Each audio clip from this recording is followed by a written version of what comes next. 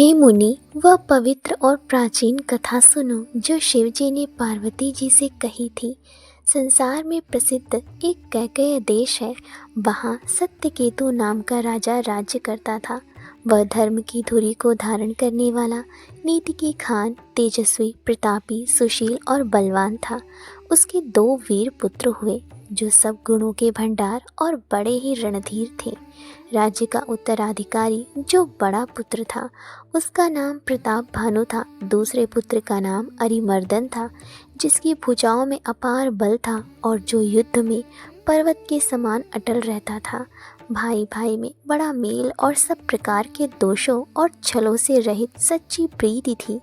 राजा ने जेठ पुत्र को राज्य दे दिया और आप भगवान के भजन के लिए वन को चल दिया।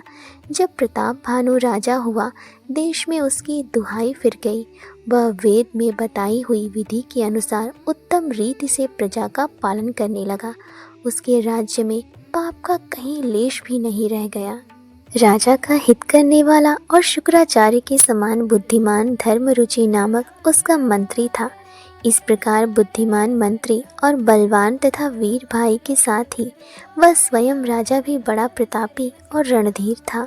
साथ में अपार चतुरांगिणी सेना थी जिसमें असंख्य योद्धा थे जो सब के सब रण में जूझ मरने वाले थे। अपनी सेना को देखकर राजा बहुत प्रसन्न हुआ और घमाघम नगाड़े बजने लगे। दिग्विजय के लिए सेना सजाकर वह राजा शुभ मुहूर्त साध कर और डंका बजाकर चला। जहाँ तहाँ बहुत सी लड़ाइयाँ हुई। उसने सब राजाओं को बलपूर्वक जीत लिया। अपनी भुजाओं के बल से उसने 7 द्वीपों को वश में कर लिया और राजाओं से दंड अर्थात कर लेकर छोड़ दिया। संपूर्ण पृथ्वी मंडल का उस समय प्रताप भानु ही एकमात्र चक्रवर्ती राजा था। संसार भर को अपनी भुजाओं के बल से वश में करके राजा ने अपने नगर में प्रवेश किया। राजा अर्थ, धर्म और काम आदि के सुखों का समय अनुसार सेवन करता था। राजा प्रताप भानु का बल पाकर भूमि सुंदर कामधेनु अर्थात मनचाही वस्तु देने वाली हो गई। उनके राज्य में प्रजा सब प्रकार से दुखों से रहित हो। राजा प्रताप भानु का बल पाकर भूमि सुंदर कामधेनु अर्थात मनचाही वस्तु देने वाली हो गई। उनके राज्य में प्रजा सब प्रकार के दुखों से रहित और सुखी थी और सभी स्त्री पुरुष सुंदर और धर्मात्मा थे। धर्मरुचि मंत्री का श्री हरि के चरणों में प्रेम था। वह राजा के हित के लिए सदा उसको नीति सिखाया करता था। राजा गुरु, देवता, संत, पितर और ब्राह्मण इन सब की सदा सेवा करता रहता था। वेदों में राजाओं के जो धर्म बताए गए हैं, राजा सदा आदरपूर्वक और सुख मानकर उन सब का पालन करता था। प्रतिदिन अनेक प्रकार के दान देता और उत्तम शास्त्र, वेद और पुराण सुनता था।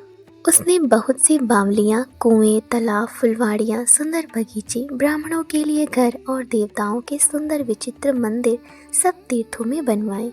वेद और पुराणों में जितने प्रकार के यज्ञ कहे गए हैं, राजा ने एक एक करके उन सब यज्ञों को प्रेम सहित 1000 बार किया। राजा के हृदय में किसी फल की कामना न थी। राजा बड़ा ही बुद्धिमान और ज्ञानी था। वह ज्ञानी राजा कर्म, मन और वाणी से जो कुछ भी धर्म करता था सब भगवान वसुदेव को अर्पित करके करता था। एक बार वह राजा एक अच्छे घोड़े पर सवार होकर शिकार का सब सामान सजाकर विंध्याचल के घने जंगल में गया और वहां उसने बहुत से उत्तम उत्तम हिरण मारे। राजा ने वन में फिरते हुए एक सूअर को देखा। दांतों के कारण वह ऐसा दिख पड़ता था मानो चंद्रमा को ग्रस कर मुंह में पकड़कर राहु वन में आ छिपा हो।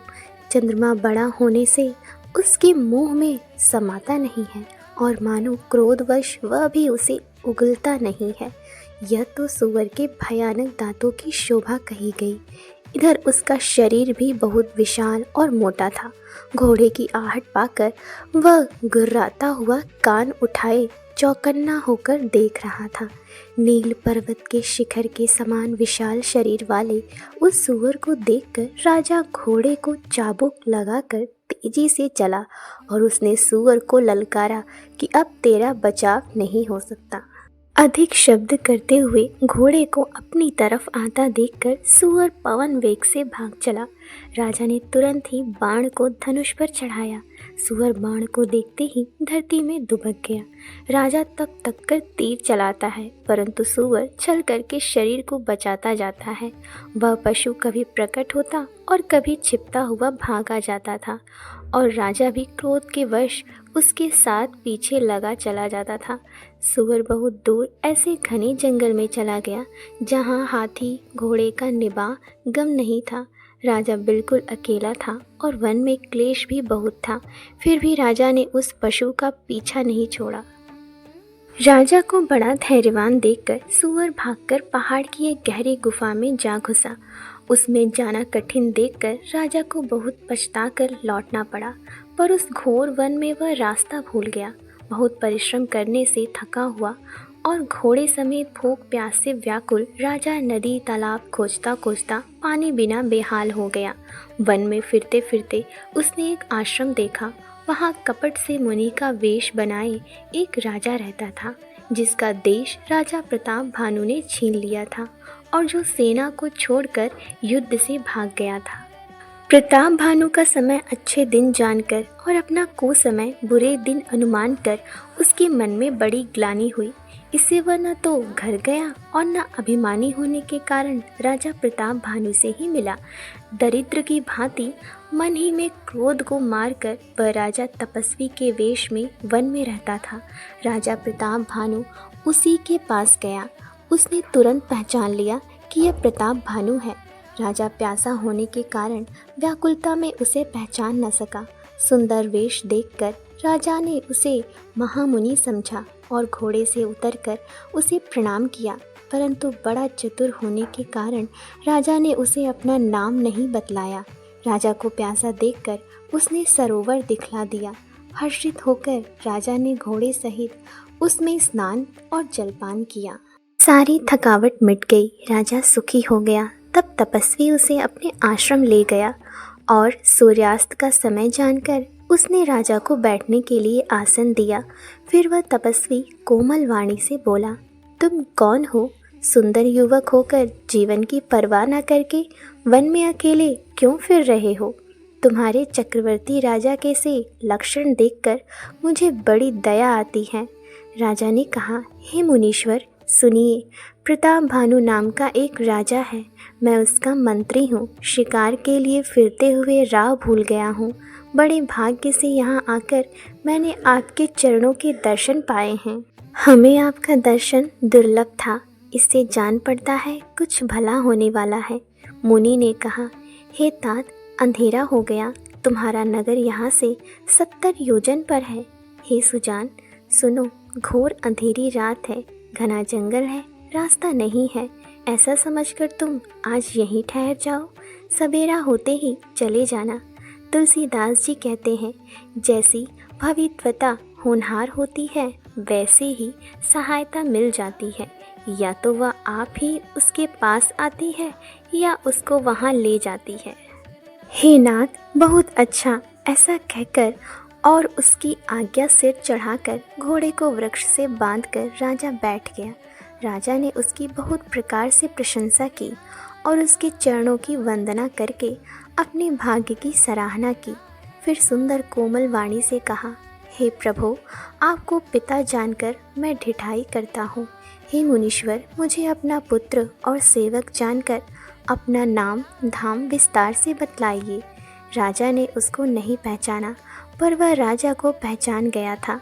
राजा तो शुद्ध हृदय था और वह कपट करने में चतुर था। एक तो वैरी, फिर जाति का क्षत्रिय, फिर राजा। वह छल बल से अपना काम बनाना चाहता था। वह शत्रु अपने राज्य सुख को समझ करके स्मरण करके दुखी था। उसकी छाती कुम्हार के आंवे की आग की तरह भीतर ही भीतर सुलग रही थी। राजा के सरल वचन कान से सुनकर अपने वैर को याद कर वह हृदय में हर्षित हुआ। वह कपट में डुबोकर बड़ी युक्ति के साथ कोमल वाणी बोला, अब हमारा नाम भिखारी है, क्योंकि हम निर्धन और अनिकेत घर द्वारहीन हैं। राजा ने कहा, जो आपके सदृश विज्ञान के निधान और सर्वथा अभिमान रहित होते हैं, वे अपने स्वरूप को सदा छिपाए रहते हैं, क्योंकि कुवेश बनाकर रहने में ही सब तरह का कल्याण है। प्रकट संत वेश में मान होने की संभावना है और मान से पतन की। अब तक न तो कोई मुझसे मिला और न मैं अपने को किसी पर प्रकट करता हूँ, क्योंकि लोक में प्रतिष्ठा अग्नि के समान है जो तपरूपी वन को भस्म कर डालती है। तुलसीदास जी कहते हैं, सुंदर वेश देखकर मूढ़ नहीं, मूढ़ तो मूढ़ ही है। चतुर मनुष्य भी धोखा खा जाते हैं। सुंदर मोर को देखो, उसका वचन तो अमृत के समान है और आहार सांप का है।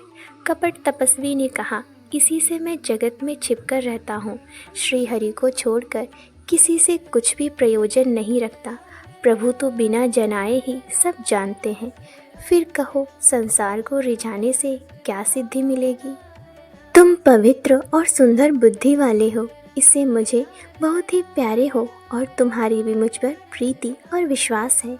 हे तात, अब यदि मैं तुमसे कुछ छिपाता हूँ तो मुझे बहुत ही भयानक दोष लगेगा। ज्यों ज्यों वह तपस्वी उदासीनता की बातें कहता था, त्यों त्यों राजा को विश्वास उत्पन्न होता रहता था। जब उस बगुले की तरह ध्यान लगाने वाले कपटी मुनि ने राजा को कर्म, मन और वचन से अपने वश में जाना, तब वह बोला, हे भाई, हमारा नाम एक तनु है। यह सुनकर राजा ने फिर सिर नवाकर कहा, मुझे अपना अत्यंत अनुरागी सेवक जानकर अपने नाम का अर्थ समझा कर कहिए। कपटी मुनि ने कहा, जब सबसे पहले सृष्टि उत्पन्न हुई थी तभी मेरी उत्पत्ति हुई, तब से मैंने फिर दूसरी देह नहीं धारण की, इसी से मेरा नाम एक तनु है। हे पुत्र, मन में आश्चर्य मत करो, तब से कुछ भी दुर्लभ नहीं है। तप के बल से ब्रह्मा जगत को रचते हैं, तप ही के बल से विष्णु संसार का पालन करने वाले हैं, तप ही के बल से रुद्र संहार करते हैं। संसार में कोई ऐसी वस्तु नहीं जो तप से न मिल सके। यह सुनकर राजा को बड़ा अनुराग हुआ। तब वह तपस्वी पुरानी कथाएं कहने लगा। कर्म, धर्म और अनेकों प्रकार के इतिहास कहकर वह वैराग्य और ज्ञान का निरूपण करने लगा। सृष्टि की उत्पत्ति, पालन, स्थिति और संहार, प्रलय की अपार आश्चर्य भरी कथाएं उसने राजा सुनकर उस तपस्वी के वश में हो गया और तब वह उसे अपना नाम बताने लगा। तपस्वी ने कहा, राजन, मैं तुमको जानता हूँ, तुमने कपट किया, वह मुझे अच्छा लगा। हे राजन, सुनो, ऐसी नीति है कि राजा लोग जहाँ तहाँ अपना नाम नहीं कहते। तुम्हारी वही चतुराई समझकर तुम पर मेरा बड़ा प्रेम हो गया है। तुम्हारा नाम प्रताप भानु है। महाराज सत्यकेतु तुम्हारे पिता थे। हे राजन, गुरु की कृपा से मैं सब जानता हूँ, पर अपनी हानि समझकर कहता नहीं। हे तात, तुम्हारा स्वाभाविक सीधापन, सरलता, प्रेम, विश्वास और नीति में निपुणता देखकर मेरे मन में तुम्हारे ऊपर बड़ी ममता उत्पन्न हो गई है। इसीलिए मैं तुम्हारे पूछने पर अपनी कथा कहता हूँ। अब मैं प्रसन्न हूँ, इसमें संदेह न करना। हे राजन, जो मन को भावे वही मांग लो। सुंदर प्रिय वचन सुनकर राजा हर्षित हो गया और मुनि के पैर पकड़कर उसने बहुत प्रकार से विनती की। हे दया सागर मुनि, आपके दर्शन से ही चारों पदार्थ, अर्थ, धर्म, काम और मोक्ष मेरी मुट्ठी में आ गए, तो भी स्वामी को प्रसन्न देखकर मैं यह दुर्लभ वर मांगकर क्यों न शोक रहित हो जाऊं। मेरा शरीर वृद्धावस्था, मृत्यु और दुख से रहित हो जाए, मुझे युद्ध में कोई जीत न सके और पृथ्वी पर मेरा 100 कल्प तक एक क्षत्र अकंटक राज्य हो। तपस्वी ने कहा, हे राजन, ऐसा ही हो, पर एक बात कठिन है, उसे भी सुन लो। हे पृथ्वी के स्वामी, केवल ब्राह्मण कुल को छोड़ काल भी तुम्हारे चरणों पर सिर नवाएगा। तप के बल से ब्राह्मण सदा बलवान रहते हैं, उनके क्रोध से रक्षा करने वाला कोई नहीं है। हे नरपति, यदि तुम ब्राह्मणों को वश में कर लो तो ब्रह्मा, विष्णु और महेश भी तुम्हारे अधीन हो जाएंगे। ब्राह्मण कुल से जोर जबरदस्ती नहीं चल सकती। मैं दोनों भुजा उठाकर सत्य कहता हूँ। हे राजन सुनो, ब्राह्मणों के शाप बिना तुम्हारा नाश किसी काल में नहीं होगा। राजा उसके वचन सुनकर बड़ा प्रसन्न हुआ और कहने लगा, हे स्वामी, मेरा नाश अब नहीं होगा। हे कृपा निधान प्रभु, आपकी कृपा से मेरा सब समय कल्याण होगा। एवं अस्तु, ऐसा ही हो कहकर वह कुटिल कपटी मुनि फिर बोला, किंतु तुम मेरे मिलने तथा अपने राह भूल जाने की बात किसी से कहना नहीं। यदि कह दोगे तो हमारा दोष नहीं। हे राजन, मैं तुमको इसलिए मना करता हूँ कि इस प्रसंग को कहने से तुम्हारी बड़ी हानि होगी। छठे कान में यह बात पड़ते ही तुम्हारा नाश हो जाएगा। मेरा यह वचन सत्य जानना। हे प्रताप भानु, सुनो, इस बात को प्रकट करने से अथवा ब्राह्मणों के शाप से तुम्हारा नाश होगा, और किसी उपाय से चाहे ब्रह्मा और शंकर भी मन में क्रोध करें, तुम्हारी मृत्यु नहीं होगी। राजा ने मुनि के चरण पकड़कर कहा, हे स्वामी, सत्य ही है। ब्राह्मण और गुरु के क्रोध से कहिए कौन रक्षा कर सकता है। यदि ब्रह्मा भी क्रोध करे तो गुरु बचा लेते हैं, पर गुरु से विरोध करने पर जगत में कोई भी बचाने वाला नहीं है। यदि मैं आपके कथन के अनुसार नहीं चलूँगा तो भले ही मेरा नाश हो जाए, मुझे इसकी चिंता नहीं है। मेरा मन तो, हे प्रभु, केवल एक ही डर से डर रहा है कि ब्राह्मणों का शाप बड़ा भयानक होता है। वे ब्राह्मण किस प्रकार से वश में हो सकते हैं, कृपा करके वह भी बताइए। हे दीन दयालु, आपको छोड़कर और किसी को मैं अपना हितु नहीं देखता। तपस्वी ने कहा, हे राजन, सुनो, संसार में उपाय तो बहुत हैं, पर वे कष्ट साध्य हैं, बड़ी कठिनता से बनने में आते हैं, और इस पर भी सिद्ध हो या ना हो, उनकी सफलता निश्चित नहीं है। हाँ, एक उपाय बहुत सहज है, परंतु उसमें भी एक कठिनता है। हे राजन, वह युक्ति तो मेरे हाथ है, पर मेरा जाना तुम्हारे नगर हो नहीं सकता। जब से पैदा हुआ हूँ तब से आज तक मैं किसी के घर अथवा गांव नहीं गया, परंतु यदि नहीं जाता हूँ तो तुम्हारा काम बिगड़ता है। आज यह बड़ा असमंजस आ पड़ा है। यह सुनकर राजा कोमल वाणी से बोला, हे नाथ, वेदों में ऐसी नीति कही है कि बड़े लोग छोटों पर स्नेह करते ही हैं। पर्वत अपने सिरों पर सदा तृण घास को धारण किए रहते हैं, अगाध समुद्र अपने मस्तक पर फेन को धारण करता है, और धरती अपने सिर पर सदा धूलि को धारण किए रहती है। ऐसा कहकर राजा ने मुनि के चरण पकड़ लिए और कहा, हे स्वामी, कृपा कीजिए, आप संत हैं, दीन दयालु हैं, अतः हे प्रभु, मेरे लिए इतना कष्ट अवश्य सहिए। राजा को अपने अधीन जानकर कपट में प्रवीण तपस्वी बोला, हे राजन, सुनो, मैं तुमसे सत्य कहता हूँ कि जगत में मुझे कुछ भी दुर्लभ नहीं है। मैं तुम्हारा काम अवश्य करूँगा, क्योंकि तुम मन, वाणी और शरीर तीनों से मेरे भक्त हो। पर योग, युक्ति, तप और मंत्र का प्रभाव तभी फलीभूत होता है जब वे छिपाकर किए जाते हैं। हे नरपति, मैं यदि रसोई बनाऊं और तुम उसे परोसो और मुझे कोई जानने न पावे, तो उस अन्न को जो जो खाएगा सो तुम्हारा आज्ञाकारी बन जाएगा। यही नहीं, उन भोजन करने वालों के घर भी जो कोई भोजन करेगा, हे राजन सुनो, वह भी तुम्हारे अधीन हो जाएगा। हे राजन, जाकर यही उपाय करो और वर्ष भर भोजन कराने का संकल्प कर लेना। नित्य नए 1,00,000 ब्राह्मणों को कुटुंब सहित निमंत्रित करना। मैं तुम्हारे संकल्प के काल अर्थात 1 वर्ष तक प्रतिदिन भोजन बना दिया करूँगा। हे राजन, इस प्रकार बहुत ही थोड़े परिश्रम से सब ब्राह्मण तुम्हारे वश में हो जाएंगे। ब्राह्मण हवन, यज्ञ और सेवा पूजा करेंगे तो उस प्रसंग संबंध से देवता भी सहज ही वश में हो जाएंगे। मैं एक और पहचान तुमको बताए देता हूँ कि मैं इस रूप में कभी न आऊँगा। हे राजन, अपनी माया से तुम्हारे पुरोहित को हर लाऊंगा, तप के बल से उसे अपने समान बनाकर 1 वर्ष तक यहाँ रखूँगा। और हे राजन सुनो, मैं उसका रूप बनाकर सब प्रकार से तुम्हारा काम सिद्ध करूँगा। हे राजन, रात बहुत बीत गई, अब सो जाओ। आज से तीसरे दिन मुझसे तुम्हारी भेंट होगी। तप के बल से मैं घोड़े सहित तुमको सोते ही मैं घर पहुँचा दूँगा। मैं वही पुरोहित का वेश धर कर आऊँगा। जब एकांत में तुमको बुलाकर सब कथा सुनाऊँगा, तब तुम मुझे पहचान लेना। राजा ने आज्ञा मानकर शयन किया और वह कपट ज्ञानी आसन पर जा बैठा। राजा थका था, उसे खूब गहरी नींद आ गई, पर वह कपटी कैसे सोता? उसे तो बहुत चिंता हो रही थी कि उसी समय वहाँ कालकेतु राक्षस आया, जिसने सूअर बनकर राजा को भटकाया था। वह तपस्वी राजा का बड़ा मित्र था और खूब छल प्रपंच जानता था।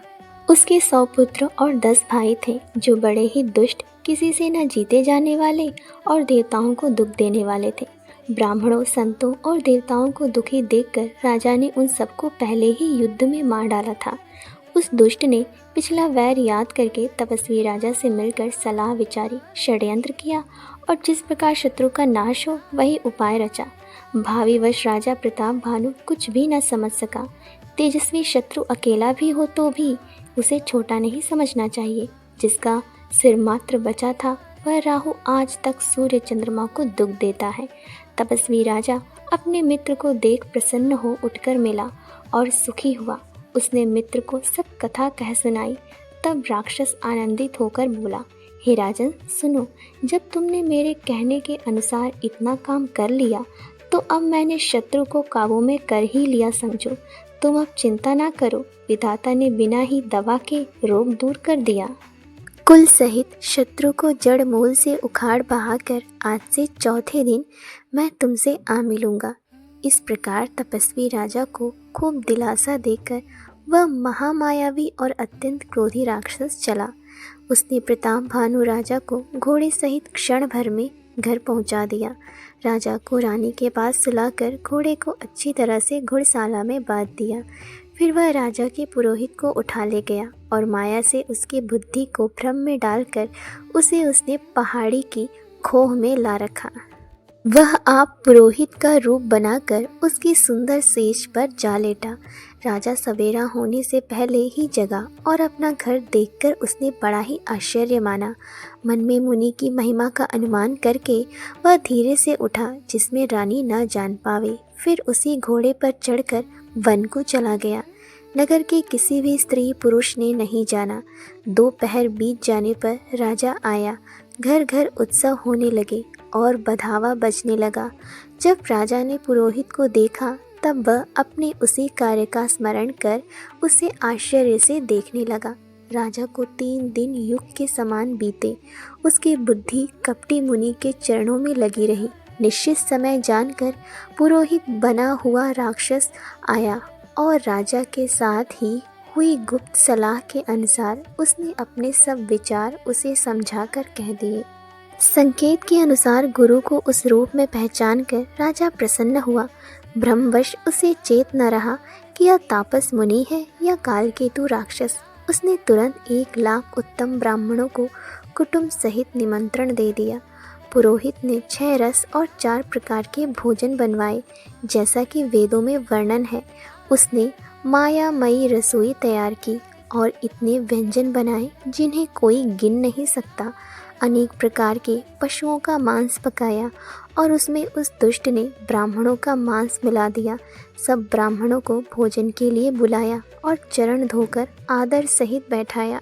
ज्यों ही राजा परोसने लगा, उसी काल केतुकृत आकाशवाणी हुई, हे ब्राह्मणों, उठ उठकर अपने घर जाओ, यह अन्न मत खाओ, इसके खाने में बड़ी हानि है। रसोई में ब्राह्मणों का मांस बना है। आकाशवाणी का विश्वास मानकर सब ब्राह्मण उठ खड़े हुए। राजा व्याकुल हो गया, परंतु उसकी बुद्धि मोह में भूली हुई थी। होनहारवश उसके मुंह से एक बात भी न निकली। तब ब्राह्मण क्रोध सहित बोल उठे। उन्होंने कुछ भी विचार नहीं किया। अरे मूर्ख राजा, तू जाकर परिवार सहित राक्षस हो। रे नीच क्षत्रिय, तूने तो परिवार सहित ब्राह्मणों को बुलाकर उन्हें नष्ट करना चाहा था। ईश्वर ने हमारे धर्म की रक्षा की, अब तू परिवार सहित नष्ट होगा। 1 वर्ष के भीतर तेरा नाश हो जाए। तेरा कुल में कोई पानी देने वाला तक न रहेगा। शाप सुनकर राजा भय के मारे अत्यंत व्याकुल हो गया। फिर सुंदर आकाशवाणी हुई, हे ब्राह्मणों, तुमने विचार कर शाप नहीं दिया। राजा ने कुछ भी अपराध नहीं किया। आकाशवाणी सुनकर सब ब्राह्मण चकित हो गए। तब राजा वहाँ गया जहाँ भोजन बना था। देखा तो वहाँ ना भोजन था न रसोइया ब्राह्मण ही था। तब राजा मन में अपार चिंता करता हुआ लौटा। उसने ब्राह्मणों को सब वृतांत सुनाया और बड़ा ही भयभीत और व्याकुल होकर वह पृथ्वी पर गिर पड़ा। हे राजन, यद्यपि तुम्हारा दोष नहीं है तो भी होनहार नहीं मिटता। ब्राह्मणों का शाप बहुत ही भयानक होता है, यह किसी तरह भी टाले टल नहीं सकता। ऐसा कहकर सब ब्राह्मण चले गए। नगरवासियों ने जब यह समाचार पाया तो वे चिंता करने और विधाता को दोष देने लगे। जिसने हंस बनाते बनाते कौवा कर दिया, ऐसे पुण्यात्मा राजा को देवता बनाना चाहिए था, सो राक्षस बना दिया। पुरोहित को उसके घर पहुंचाकर असुर काल केतु ने कपटी तपस्वी को खबर दी। उस दुष्ट ने जहाँ तहाँ पत्र भेजे, जिससे सब वैरी राजा सेना सजाकर चढ़ दौड़े और उन्होंने डंका बजाकर नगर को घेर लिया। नित्य प्रति अनेक प्रकार से लड़ाई होने लगी। प्रताप भानु के सब योद्धा शूर वीरों की करनी करके रण में जूझ मरे। राजा भी भाई सहित खेत रहा। सत्यकेतु के कुल में कोई नहीं बचा। ब्राह्मणों का शाप झूठा कैसे हो सकता था।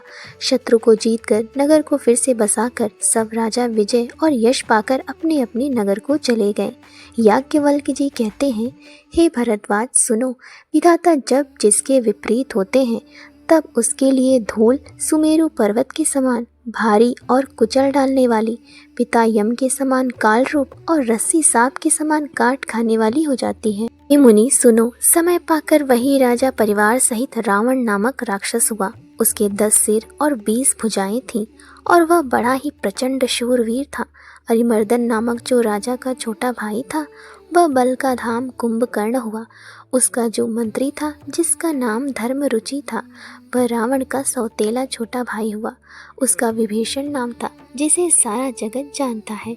वह विष्णु भक्त और ज्ञान विज्ञान का भंडार था। और जो राजा के पुत्र और सेवक थे, वे सभी बड़े भयानक राक्षस हुए। वे सब अनेकों जाति के मनमाना रूप धारण करने वाले दुष्ट, कुटिल, भयंकर, विवेक रहित, निर्दयी, हिंसक, पापी और संसार भर को दुख देने वाले हुए। उनका वर्णन नहीं हो सकता। यद्यपि वे पुलत्स्य ऋषि के पवित्र, निर्मल और अनुपम कुल में उत्पन्न हुए, तथापि ब्राह्मणों के शाप के कारण वे सब पाप रूप हुए। तीनों भाइयों ने अनेकों प्रकार की बड़ी ही कठिन तपस्या की, जिसका वर्णन नहीं हो सकता। उनका उग्र तप देखकर ब्रह्मा जी उनके पास गए और बोले, हे तात, मैं प्रसन्न हूँ, वर मांगो। रावण ने विनय करके और चरण पकड़कर कहा, हे जगदीश्वर सुनिए, वानर और मनुष्य इन 2 जातियों को छोड़कर हम और किसी के मारे न मरे, यह वर दीजिए। शिव जी कहते हैं कि मैंने और ब्रह्मा ने मिलकर उसे वर दिया कि ऐसा ही हो। तुमने बड़ा तप किया है। फिर ब्रह्मा जी कुंभकर्ण के पास गए। उसे देखकर उनके मन में बड़ा आश्चर्य हुआ। जो ये दुष्ट नित्य आहार करेगा तो सारा संसार ही उजड़ हो जाएगा।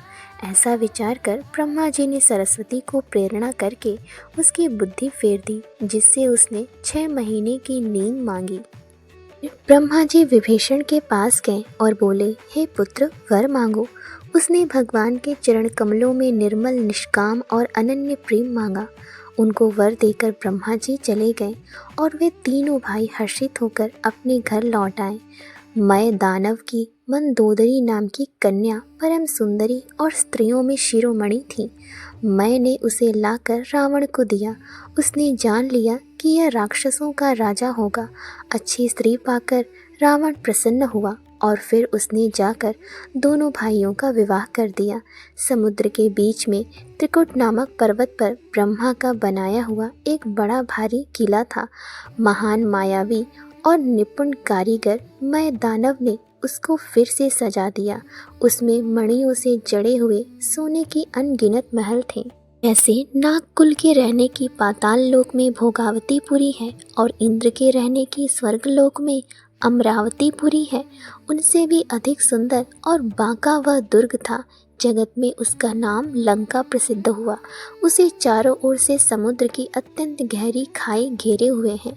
उस दुर्ग के मणियों से जड़ा हुआ सोने का मजबूत परकोटा है जिसकी कारीगरी का वर्णन नहीं किया जा सकता। भगवान की प्रेरणा से जिस कल्प में जो राक्षसों का राजा रावण होता है, वही शूर प्रतापी अतुलित बलवान और अपनी सेना सहित उस पुरी में बसता है।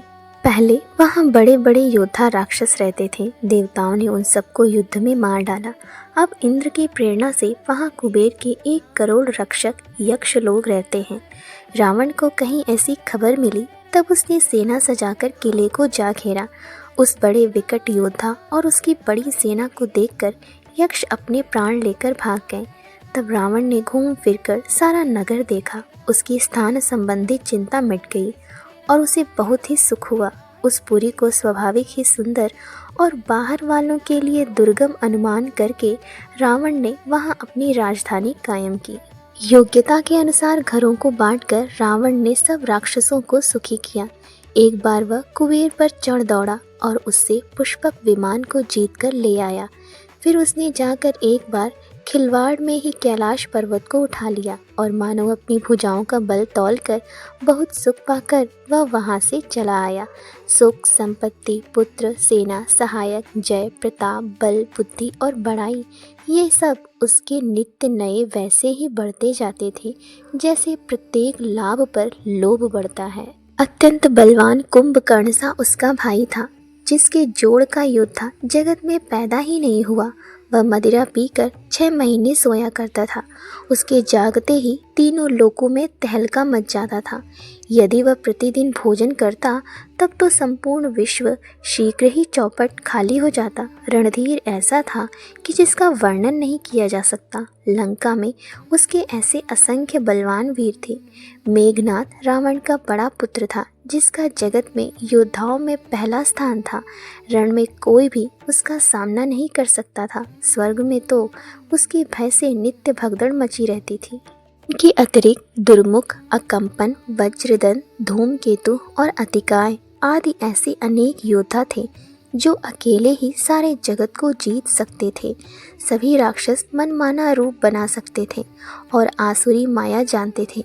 उनके दया धर्म स्वप्न में भी नहीं था। एक बार सभा में बैठे हुए रावण ने अपने अगणित परिवार को देखा। पुत्र, पौत्र, कुटुंबी और सेवक ढेर के ढेर थे। सारी राक्षसों की जातियों को तो गिन ही कौन सकता था। अपनी सेना को देखकर स्वभाव से ही अभिमानी रावण क्रोध और गर्व में सनी हुई वाणी बोला, हे समस्त राक्षसों के दलों, सुनो, देवतागण हमारे शत्रु हैं। वे सामने आकर युद्ध नहीं करते, बलवान शत्रु को देखकर भाग जाते हैं। उनका मरण एक ही उपाय से हो सकता है, मैं समझा कर कहता हूँ, अब उसे सुनो। उनके बल को बढ़ाने वाले ब्राह्मण भोजन, यज्ञ, हवन और श्राद्ध, इन सब में जाकर तुम बाधा डालो। भूख से दुर्बल और बलहीन होकर देवता सहज ही में आ मिलेंगे, तब उनको मैं मार डालूंगा, अथवा भली भांति अपने अधीन करके सर्वथा पराधीन करके छोड़ दूंगा। फिर उसने मेघनाद को बुलवाया और सिखा पढ़ाकर उसके बल और देवताओं के प्रति वैर भाव को उत्तेजना दी। फिर कहा, हे पुत्र, जो देवता रण में धीर और बलवान हैं और जिन्हें लड़ने का अभिमान है, रण के मद में मतवाला होकर वह अपनी जोड़ी का योद्धा खोजता हुआ जगत भर में दौड़ता फिरा, परंतु उसे ऐसा योद्धा कहीं नहीं मिला। सूर्य, चंद्रमा, वायु, वरुण, कुबेर, अग्नि, काल और यम आदि सब अधिकारी, किन्नर, सिद्ध, मनुष्य, देवता और नाग, सभी के पीछे वह हठपूर्वक पड़ गया। किसी को भी उसने शांतिपूर्वक नहीं बैठने दिया। ब्रह्मा जी की सृष्टि में जहाँ तक शरीरधारी स्त्री पुरुष थे, सभी रावण के अधीन हो गए। डर के मारे सभी उसकी आज्ञा का पालन करते थे और नित्य आकर नम्रता पूर्वक उसके चरणों में सिर नवाते थे। उसने भुजाओं के बल से सारे विश्व को वश में कर लिया, किसी को स्वतंत्र नहीं रहने दिया। इस प्रकार मंडलीक राजाओं का शिरोमणि सार्वभौम सम्राट रावण अपने इच्छानुसार राज्य करने लगा। देवता, यक्ष, गंधर्व, मनुष्य, किन्नर और नागों की कन्याओं तथा बहुत सी अन्य सुंदरी और उत्तम स्त्रियों को उसने अपनी भुजाओं के बल से जीतकर ब्याह लिया। मेघनाद से उसने जो कुछ कहा उसे उसने मानो पहले से ही कर रखा था, अर्थात रावण के कहने भर की देर थी। उसने आज्ञा पालन में तनिक भी देर नहीं की। जिनको रावण ने मेघनाद से पहले ही आज्ञा दे रखी थी, उन्होंने जो करतूतें की उन्हें सुनो। सब राक्षसों के समूह देखने में बड़े भयानक, पापी और देवताओं को दुख देने वाले थे। वे असुरों के समूह उपद्रव करते थे और माया से अनेकों प्रकार के रूप धरते थे। जिस प्रकार धर्म की जड़ कटे, वे वही सब वेद विरुद्ध काम करते थे। जिस जिस स्थान में वे गौ और ब्राह्मणों को पाते थे, उसी नगर, गांव और पूर्वे में आग लगा देते थे। उनके डर से कहीं भी शुभ आचरण, ब्राह्मण भोजन, यज्ञ, श्राद्ध आदि नहीं होते थे। देवता, ब्राह्मण और गुरु को कोई नहीं मानता था। न हरि भक्ति थी, न यज्ञ, तप और न ज्ञान था। वेद और पुराण तो स्वप्न में भी सुनने को नहीं मिलते थे। अब योग, वैराग्य, तप तथा यज्ञ में देवताओं के भाग पाने की बात रावण कहीं कानों से सुन पाता तो उसी समय स्वयं उठ दौड़ता। कुछ भी रहने नहीं पाता, वह सबको पकड़कर विध्वंस कर डालता था। संसार में ऐसा भ्रष्ट आचरण फैल गया कि धर्म तो कानों में भी सुनने में नहीं आता था। जो कोई वेद और पुराण कहता, उसको बहुत तरह से त्रास देता और देश से निकाल देता था। राक्षस लोग जो घोर अत्याचार करते थे, उसका वर्णन नहीं किया जा सकता। हिंसा पर ही जिनकी प्रीति है, उनके पापों का क्या ठिकाना। जय श्री राम। आशा है आपको आज का यह अर्थ श्रवण पसंद आया होगा और इससे आपके हृदय में शांति और आनंद की अनुभूति हुई होगी। अगर आपको यह वीडियो अच्छा लगा हो तो कृपया इसे लाइक करें, कमेंट्स करें और अपने प्रियजनों के साथ साझा करें। और हाँ, चैनल को सब्सक्राइब करना ना भूलें ताकि आप आने वाले सभी अध्याय सुन सकें।